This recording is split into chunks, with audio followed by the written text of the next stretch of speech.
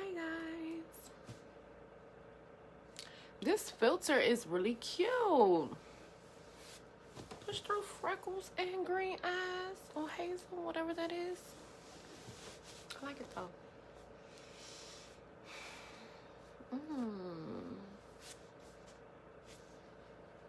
This is so cute.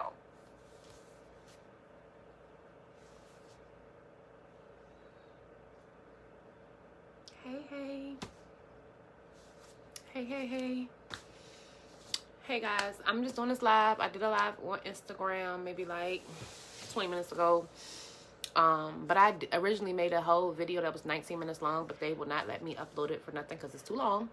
But I wanted to give you guys some information that I just found out that I want to spread awareness about to people. I'm gonna give you some statistics first, and this is from UNAIDS.org. As of June 2020, there are 26 million people living with HIV. And also as June 2020, every week, 5,500 women are newly infected with HIV. And I'm bringing this awareness to you guys for women. What they don't tell you is that being a woman and being HIV positive, we are more prone to get other diseases, other infections, cancers, mostly breast cancer, cervical cancer, or vulvar cancer, which is very rare. Vulvar cancer is a cancer that's typically found in women over 50 years old. But if you're living with HIV, you're more prone to get it. So I'm going to say about my experiences with these different things. So November last year, I kept experiencing discharge, and it was like a yeast infection type of thing, you know, get some Monistat, fix it, whatever.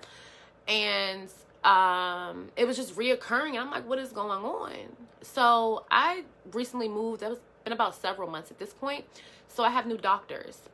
So I went and scheduled an emergency appointment.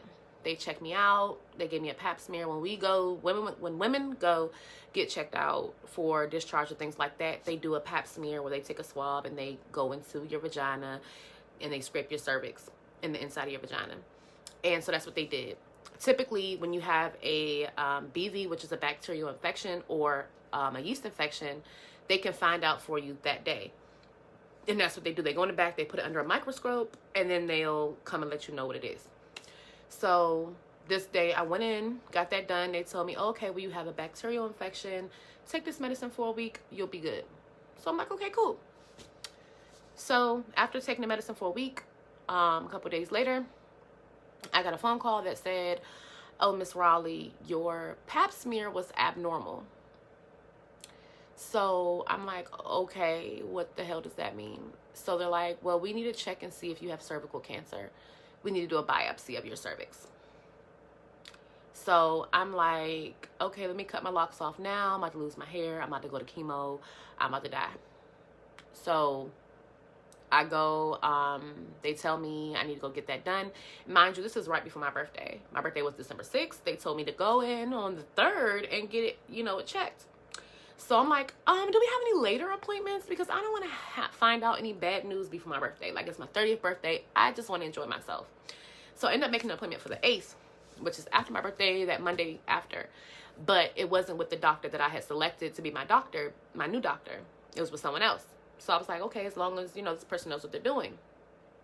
So I go and get checked out, and he's about to start the procedure to do the biopsy on my cervix. And before he goes in, he notices some discoloration on my vagina, which I've always had. I know this is probably TMI, but I've always had discoloration. It's kind of like vitiligo almost on my vagina, but I knew it wasn't vitiligo. It was just some discoloration. So I explained that to him, that I've always had it. And so he's like, oh, okay. So he goes in to go start the procedure to do the biopsy. And what they do first is they take this like vinegar-like solution and they swab, your cervix to see if any abnormalities stick out. And so he does that, and no abnormalities stuck out. So I'm like, yes, no cancer, woo, woo, woo, right? So then he comes out, of course, and he says, Miss Raleigh, I really, really think that I need to look at your vulva here. Vulva, again, the skin around your vagina. So he puts the solution on my vagina, and instantly something stick out. He's like, yeah, we need to do a biopsy right now.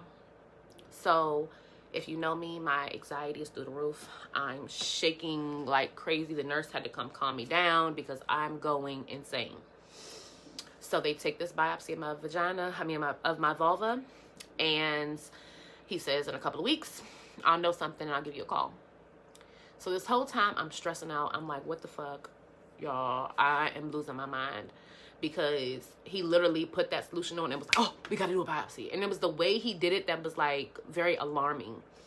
So a couple weeks go by, I get a phone call. Well, actually I lied. I didn't get a phone call. I got, if you have Kaiser Permanente, they release your test results in your account before a doctor will call you.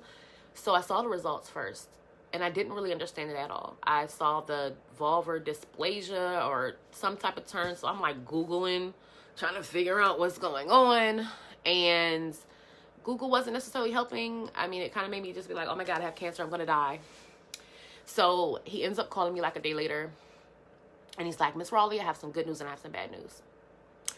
The good news, well, I'm sorry, the bad news is that we did find cancerous cells on your vulva.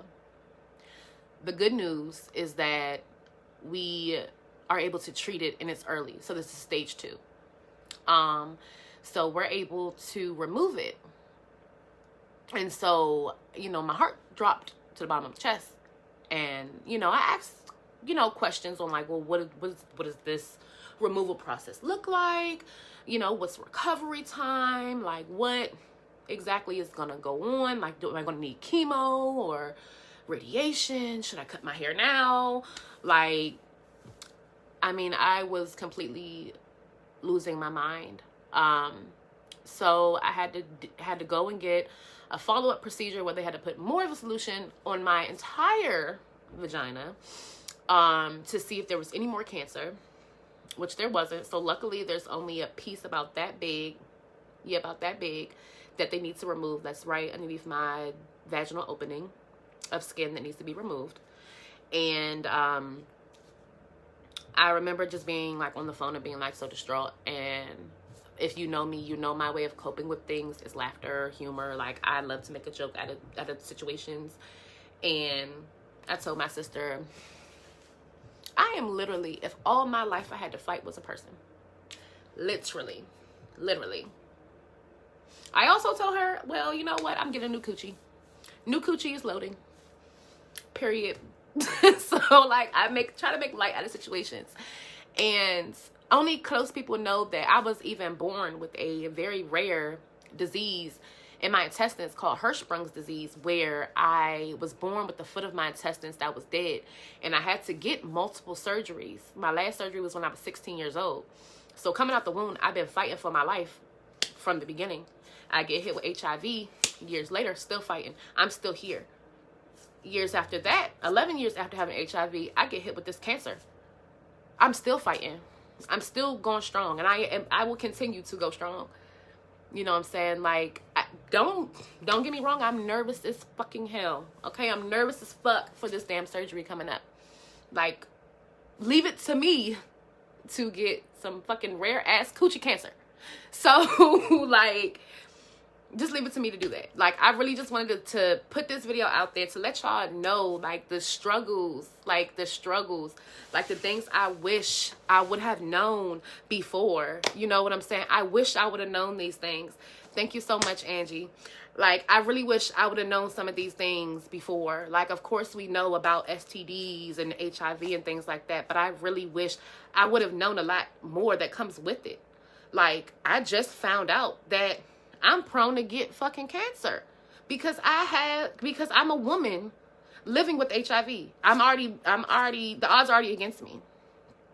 So, y'all, I'm just putting awareness out there. Thank you so much. I'm still fighting. I have surgery coming up. I'm currently in pre-op mode. I had to get some pre-op blood work done on Friday. I haven't scheduled the surgery yet. My operation scheduler is supposed to be calling me today or tomorrow to schedule it because they had to check my blood work first. I've done like a pre-op questionnaire, and the shit is getting real. But after this surgery, I will be cancer-free. I will be under a microscope to, confirm that it doesn't come back or anything like that. But I am just blessed that I was able to catch it early and to be treated for it. Because if I would have stuck in my mind and just been nervous about it and not did the biopsy like he was telling me I needed to do, I wouldn't have been able to sit here and, tell y'all about how I caught it early. Like, I probably wouldn't have caught it, to be honest. And I want to give a shout out to Dr. Paul Pateau in Baltimore, Maryland at Kaiser Permanente. He saw something, said something, and did not let me leave that room without him doing a biopsy, because he felt in his heart that he needed to do something about it. So I definitely want to shout him out. And y'all, I still have this podcast coming, but I wanted y'all to know, like, this is the reason why it's been a hold up, because I had to worry about my own health, my own things. This Sex Positive podcast is coming. We're talking all things sex, every in and out of sex you can imagine, okay? I mean, from the rooter to the tutor, learning your body, masturbation, your first sexual experiences, BDSM, okay, ropes, handcuffs, all types of things we're gonna be talking about on this podcast. I have a beautiful co-host that I will be releasing soon, and I'm telling y'all, as soon as I'm done healing, as soon as this new coochie is here and healed, I will be posting my damn podcast, and y'all are gonna love it. I'm trying to tell you, like, come on, like, we are gonna be talking about everything under the sun. But I want to thank you guys for watching. And again, it was just to, tell my story, because can't nobody tell my story but me. And to also bring awareness so that you guys know, like, there are different struggles along, with being HIV positive. It's not just, oh, I got HIV and that's it. There are other things that come with it. So I love you guys. Thank you for watching. I appreciate it. Share, like, subscribe, all that good stuff. And again, watch out for this podcast. I'm going to be posting pretty soon. And I love you guys. Bye.